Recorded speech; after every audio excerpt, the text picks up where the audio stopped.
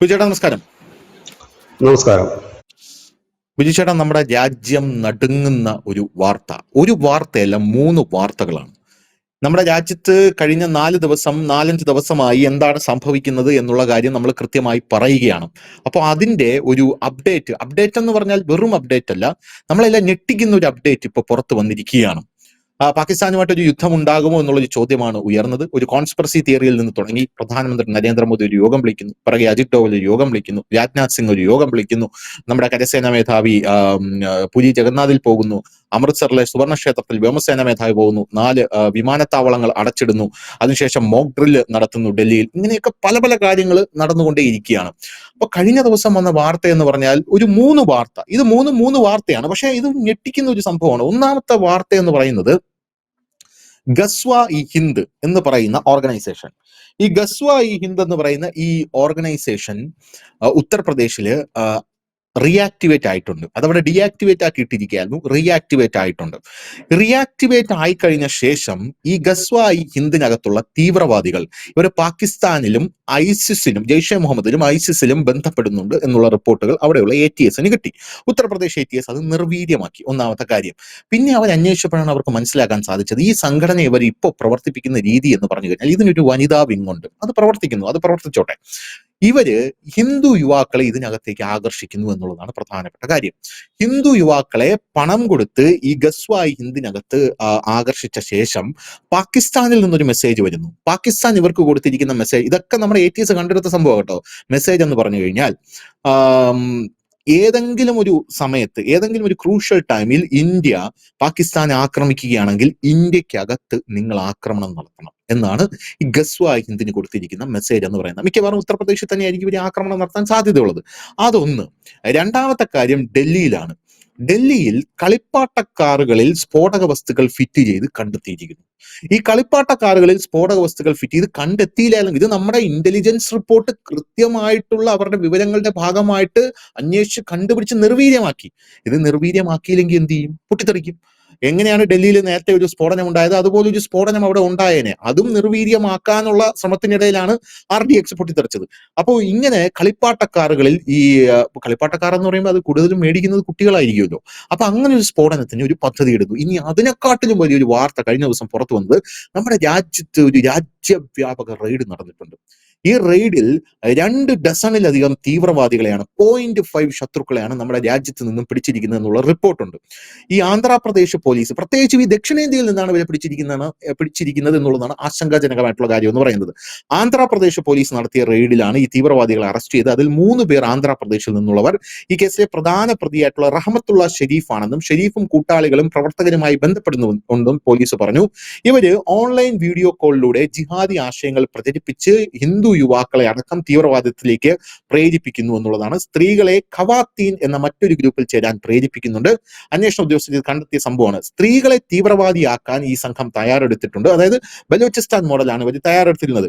ISIS, അൽ Qaeda പോലുള്ള വിദേശ ഭീകര സംഘടനകളുടെ സഹായത്തോടെ ഈ ജിഹാദി മൊഡ്യൂൾ ഇന്ത്യയിലെ യുവാക്കളെ തീവ്രവാദവൽക്കരിച്ചുകൊണ്ടിരിക്കുകയായിരുന്നു എന്നാണ് ഇന്റലിജൻസ് വകുപ്പ് പറഞ്ഞത്. വിദേശ ഭീകരരുമായി നേരിട്ട് ബന്ധമുള്ള യുവാക്കൾക്ക് ഈ സംഘം അത്തരം ഓൺലൈൻ മെറ്റീരിയലുകൾ, വീഡിയോകൾ, ചിത്രങ്ങൾ എന്നിവ അയച്ചു കൊടുക്കും.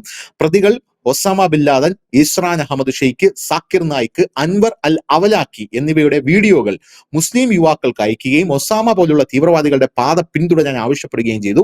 പാകിസ്ഥാൻ, അഫ്ഗാനിസ്ഥാൻ, സിറിയ, ബംഗ്ലാദേശ് തുടങ്ങിയ രാജ്യങ്ങളിലേക്ക് സോഷ്യൽ മീഡിയ വഴി ഇവരുടെ ശൃംഖല വ്യാപിപ്പിച്ചിരുന്നു എന്നുള്ളതാണ് പ്രധാനപ്പെട്ട കാര്യം. ഇനി ഇതിനകത്തുള്ള മറ്റൊരു പ്രധാനപ്പെട്ട കാര്യം എന്ന് പറയുന്നത് സംഘത്തിന് ആയുധ പരിശീലനം ഉണ്ടായിരുന്നു. പ്രത്യേകിച്ച് സ്നൈപ്പർ റൈഫിലുകളും ആയുധങ്ങളും ഇവർ ഉറപ്പാക്കിയിരുന്നു. പ്രതികളിൽ ഒരാളായ സയ്യിദ ബീഗം പാകിസ്ഥാനിലെ ജമ്മു കശ്മീരിലെയും പ്രവർത്തകരുമായി ബന്ധമുള്ളതായിരുന്നു. ജിഹാദി പ്രവർത്തനങ്ങൾ പ്രചരിപ്പിക്കാൻ പദ്ധതിയിട്ടിരുന്നു എന്നുള്ളതാണ് പ്രധാനപ്പെട്ട കാര്യം എന്ന് പറയുന്നത്. ത്രിപുര, വെസ്റ്റ് ബംഗാള്, ഹരിയാന, ബീഹാർ, മഹാരാഷ്ട്ര, ഉത്തർപ്രദേശ്, ആന്ധ്രാപ്രദേശ്, കർണാടക എന്നിങ്ങനെയുള്ള സംസ്ഥാനങ്ങളാണ് കഴിഞ്ഞ ദിവസം വമ്പൻ റെയ്ഡ് നടത്തിയത് ഈ ഒരു വാർത്ത പുറത്തു വന്നതിന് പിന്നാലെ. അപ്പൊ ഒരു വലിയ ഒരു നീക്കമാണ് പാകിസ്ഥാൻ ഇന്ത്യക്കകത്ത് നടത്തിക്കൊണ്ടിരിക്കുന്നത് എന്നുള്ള കാര്യത്തിൽ സംശയമൊന്നുമില്ല. ഈ വാർത്ത കേൾക്കുമ്പോൾ ഒരു സാധാരണ സുഡാപ്പിക്ക് സന്തോഷം വരും. അവൻ വിചാരിക്കുമോ ഇത് നരേന്ദ്രമോദി സെറ്റ് ചെയ്യുന്നതാണ്. പക്ഷെ എനിക്ക് ഭയമാണ് തോന്നുന്നത്. എന്ത് തോന്നുന്നു? ഇത് ഇത് കഴിഞ്ഞ കുറേ ദിവസമായിട്ട് എനിക്ക് ധനുഷ് പറഞ്ഞത് ശരിയാണ്. കാരണം കഴിഞ്ഞ കുറേ ദിവസമായിട്ട് നമ്മുടെ മുഖ്യധാരാ മാധ്യമങ്ങൾ, പ്രത്യേകിച്ച് കേരളത്തിലെ മാധ്യമങ്ങളൊന്നും തന്നെ ഈ വാർത്തകളൊന്നും റിപ്പോർട്ട് ചെയ്യുന്നില്ല. അവർക്കിപ്പോൾ UDF അധികാരത്തിലായിട്ടണമെന്ന് കുറച്ച് പേർക്ക് LDF അധികാരത്തിലായിട്ടണം, ഇങ്ങനെ നടക്കുമ്പോൾ അവർ ഈ രാജ്യത്തിന്റെ പ്രധാനപ്പെട്ട വാർത്തകൾ കൊടുക്കുന്നില്ല. അത് വളരെ ദോഷകരമായ ഒരു അവസ്ഥയാണ്. കാരണം ഇതെല്ലാവരും അറിയേണ്ടതാണ്. കാരണം വാർത്തകൾ നമ്മൾ നൽകുന്നത് ജനങ്ങൾക്ക് ഒരു അവയർനെസ്സിന് വേണ്ടിയിട്ടാണല്ലോ. ഇങ്ങനെയൊക്കെ ഈ രാജ്യത്ത് നടക്കുന്നുണ്ടെന്ന് നമുക്ക് മനസ്സിലാക്കാൻ പറ്റും. പക്ഷേ ഈ വാർത്തകൾ എന്തുകൊണ്ടോ തെരഞ്ഞെടുപ്പ് ആയതുകൊണ്ടായിരിക്കാം ഒരു പക്ഷേ ഇത് മുക്കുന്നത് എന്ന് എനിക്ക് തോന്നുന്നു. കാരണം ഇത് ഒരു വിഭാഗത്തിനെ ഇങ്ങനെ ചിത്രീകരിച്ച് വോട്ട് കുറയുമെന്നെല്ലാം വെച്ചിട്ടായിരിക്കാം. ഏതായാലും ഇതൊരു വലിയ വാർത്ത തന്നെയാണ്. കഴിഞ്ഞ കുറേ ദിവസങ്ങളായി പ്രത്യേകിച്ച് ഈ കളിപ്പാട്ടത്തിലൊക്കെ സ്ഫോടക വസ്തുക്കൾ എന്ന് പറഞ്ഞത് വളരെ ഡേഞ്ചറസ് ആയിട്ടുള്ള കാര്യമാണ്. കാരണം നമ്മുടെ രാജ്യത്ത് കളിപ്പാട്ട ബിസിനസിന്റെ തന്നെ നമ്മൾ ജസ്റ്റ് നെറ്റിൽ നോക്കിക്കഴിഞ്ഞാൽ അറിയാം എത്ര കോടി രൂപയുടെ ബിസിനസ്സാണ് ഒരു വർഷം നടക്കുന്നത് എന്നുള്ളത് നമുക്കറിയാൻ കഴിയും.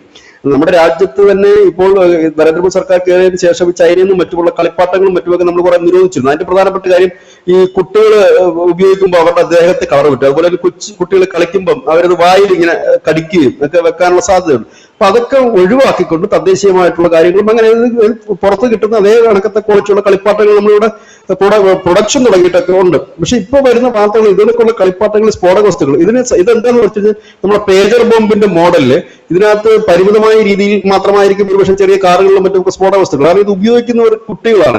അങ്ങനെ എത്ര കുട്ടികൾ ഈ രാജ്യത്ത് കൊല്ലപ്പെടുമായിരുന്നു ഇത് കണ്ടെത്തിയില്ലായിരുന്നെങ്കിൽ. ഇനി രണ്ടാമത്തെ ഒരു കാര്യം എന്ന് വെച്ച് കഴിഞ്ഞാൽ ഈ ഹണി ട്രാപ്പിലൂടെയും അതുപോലെ വശീകരിച്ചും പണം നൽകിയിട്ട് ഹിന്ദുക്കൾ, കഴിഞ്ഞ ദിവസം UP നിന്ന് അറസ്റ്റ് ചെയ്ത 3 പേരിൽ 2 പേര് ഹിന്ദുക്കളായിരുന്നു ഈ പാകിസ്ഥാൻ ഭീകര സംഘങ്ങൾ. അപ്പൊ ഇത്തരത്തിൽ ആകർഷിക്കുന്ന ഒരു രീതി, അതായത് ഈ രാജ്യത്ത് ഇപ്പോൾ ഇനിയിപ്പോ ഇതിന്റെ സംഖ്യ അല്പം കൂടെ കൂടാൻ സാധ്യതയുണ്ട്. എന്താ കാര്യം, നക്സലിസം ഇന്ത്യയിൽ ഇല്ലാതായി. ഈ നക്സലുകൾ ഇല്ലാതായി കഴിഞ്ഞാൽ പിന്നെ ഇവർക്ക് അടുത്ത ആശ്രയം എന്ന് വെച്ചാൽ ഈ പറയുന്ന ഇസ്ലാമിസ്റ്റ് തീവ്രവാദ ഗ്രൂപ്പുകളാണ്. ഇത് മുമ്പ് നമ്മൾ കണ്ടിട്ടുണ്ട്. 2 വർഷം മുമ്പ് ഈ ഛത്തീസ്ഗഡിൽ നിന്നും മറ്റുമൊക്കെ രക്ഷപ്പെടുന്ന ഈ നക്സലുകൾ ചെന്നെത്തുന്നത് കാശ്മീരിലാണ്. കാശ്മീരിലുള്ള ഈ ടെറർ ഗ്രൂപ്പുകളുമായിട്ട് ഇവർ ലിങ്ക്ഡ് ആകുകയാണ്. അത് എങ്ങനെ കണ്ടെത്തിയെന്ന് വെച്ചാൽ കാശ്മീരിൽ പിടികൂടിയ ടെറർ ഗ്രൂപ്പുകളിൽ പലരുടെയും പേര് ഹിന്ദു പേരുകളായിരുന്നു. ഇവരാരെന്നുള്ള അന്വേഷണത്തിലാണ് മനസ്സിലായത് ഈ ഛത്തീസ്ഗഡിൽ നിന്നും ജാർഖണ്ഡിൽ നിന്നും ഒക്കെ പോകുന്ന ഈ നക്സലുകളാണ് അവിടെ ചെയ്തത്. കാരണം ഇവർക്ക് പണം വേണമല്ലോ ജീവിക്കാനായിട്ട്, സുരക്ഷിതത്വം വേണം. അപ്പൊ അങ്ങനെയായിരുന്നു ഇത്. അപ്പൊ അത് ഈ നമ്മുടെ ഈ രാജ്യത്ത് നക്സൽ ഒപ്പം തന്നെ ഈ പറയുന്ന ഈ terror modules, Islamist terror modules, ഇവർ ഒന്നിച്ചാണ് കുറെ നാളുകളായിട്ട് ഈ രാജ്യത്ത് പ്രവർത്തിച്ചുകൊണ്ടിരുന്നത്.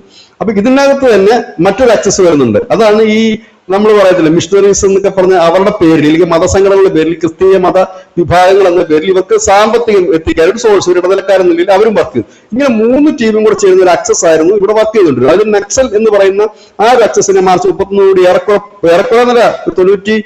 95% ഇല്ലാതാക്കാൻ കഴിഞ്ഞു. ഒപ്പം തന്നെ ഈ തീവ്ര ഇസ്ലാമിസ്റ്റുകളായിട്ടുള്ളവരെ തീർക്കാൻ കഴിഞ്ഞു. ബാക്കിയുള്ള വിഭാഗം ഇപ്പോഴും നിൽക്കുന്നുണ്ട്. അവർ ചില മേലങ്കികൾ അണിഞ്ഞ് നിൽക്കുന്നത് കൊണ്ടാണ് അവരെങ്ങനെ നിൽക്കുന്നത്. പക്ഷെ അതും കൂട്ടിക്കെട്ടാൻ പോവുകയാണ്. അപ്പൊ ഇങ്ങനെ നിൽക്കുന്നു ഈ 0.5 എന്ന് പറയുന്ന ടീമുകൾ.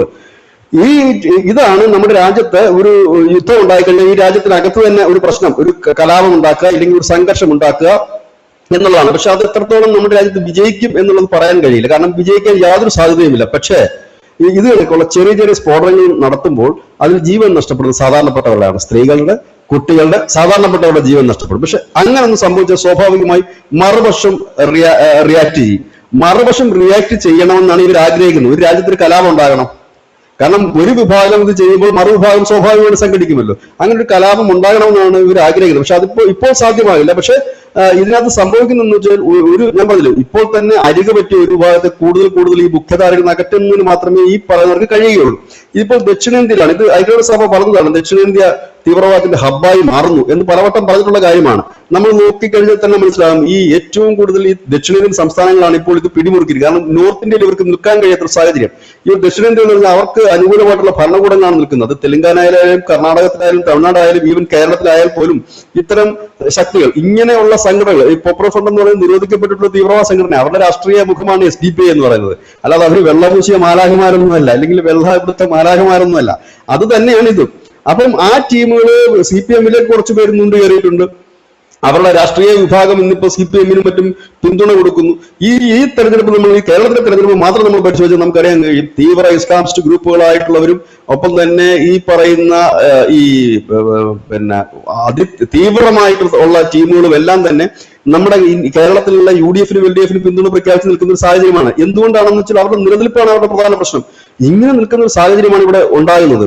ഇവിടെയാണ് ഇപ്പോൾ ഒരു റെയ്ഡ് രാജ്യവ്യാപകമായി തന്നെ ആരംഭിച്ചിട്ടുണ്ട്. അത് മുൻപോട്ട് തന്നെ പോവുകയാണ്. കാരണം ഇപ്പോഴത്തെ ഈ കേന്ദ്ര സർക്കാരിന് ഏറ്റവും വലിയൊരു അഡ്വാൻറ്റേജ് എന്താണെന്ന് വെച്ചാൽ ഇപ്പൊ കേന്ദ്ര സർക്കാർ ഇങ്ങനെയുള്ള റെയ്ഡുകളായാലും ഇങ്ങനെയുള്ള നിയമങ്ങളായാലും കൊണ്ടുവരുമ്പോൾ അതിന് ഈ രാജ്യത്തെ ബഹുഭൂരിപക്ഷം പേരും പബ്ലിക്കായിട്ട് സപ്പോർട്ട് ചെയ്ത് വരുന്ന ഒരു കാഴ്ച നമുക്ക് കാണാൻ കഴിയും. അപ്പൊ അതിപ്പോ FCRA ആയാലും ഒപ്പം തന്നെ ഇങ്ങനത്തെ റെയ്ഡുകളായാലും പണ്ടൊക്കെ ഒരു മൗലവിയെ പിടിക്കാൻ കഴിയില്ല, ഒരു പള്ളിയിൽ കയറി റെയ്ഡ് നടത്താൻ കഴിയില്ല. ഇന്നത് നിത്യ സംഭവമായി മാറിയിരിക്കുന്നു. അതിനകത്ത് പ്രതികരിക്കുന്നവരുടെ എണ്ണം തന്നെ കുറഞ്ഞിരിക്കുന്നു. കാരണം ആ വിഭാഗത്തിനിടയിൽ തന്നെ ഇപ്പൊ മുസ്ലിംസ് ആണെങ്കിൽ ആ വിഭാഗത്തിനിടയിൽ തന്നെ അവർക്ക് കുറച്ചധികം പേർക്ക് കാര്യങ്ങൾ അറിയാം, ഇങ്ങനെയൊക്കെയാണ് കാര്യങ്ങൾ എന്നുള്ളത്. അപ്പം അവരും അതിനെ ഈ പറയുന്ന തീവ്രവാദത്തില്ല അങ്ങനെയുള്ള ആശയം പേർന്നവരെ അവർ സപ്പോർട്ട് ചെയ്യുന്നില്ല.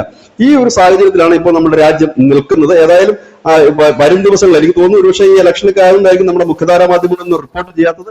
ഇലക്ഷൻ ടൈം കഴിഞ്ഞാൽ ഒരുപക്ഷെ അവരൊക്കെ റിപ്പോർട്ട് ചെയ്ത് തുടങ്ങും. ഒരു വലിയ ഒരു കാര്യം നമ്മളിത് വളരെ നേരത്തെ പറയുന്നു വെച്ച് കഴിഞ്ഞാൽ നമ്മളിത് ഊഹിച്ച് പറയുന്നതല്ലല്ലോ. മാധ്യമ വാർത്തകളാണല്ലോ നമ്മൾ അനാലിസിസിനായി തെരഞ്ഞെടുക്കുന്നത്. അതിനകത്തൊരു എന്താണ് പറയുന്നത്, ഒരു ഹെഡ്ലൈനിൽ നിൽക്കുന്ന വാർത്തകളാണ് നമ്മൾ അതിനു വേണ്ടിയിട്ട് സെലക്ട് ചെയ്യുന്നത്. അതിനകത്ത് ഇത് ദേശീയ തലത്തിൽ തന്നെ എത്രയോ ദിവസങ്ങളായിട്ട് കത്തി നിൽക്കുന്ന വാർത്തകളാണിത്. പല ചാനലുകളും ഡിബേറ്റുകൾ നടത്തുന്നത് തന്നെ ഈ വിഷയത്തെ ആസ്പദമാക്കി തന്നെയാണ്. ഏതായാലും നമുക്ക് വാർത്തകൾ ആര് കൊടുക്കുന്നു എന്നുള്ളതല്ല, നമ്മൾക്ക് ലഭ്യമാകുന്ന വിവര പ്രേക്ഷകരെ പങ്കുവെക്കുക എന്നുള്ളത് നമ്മുടെ ഉത്തരവാദിത്തമാണ്.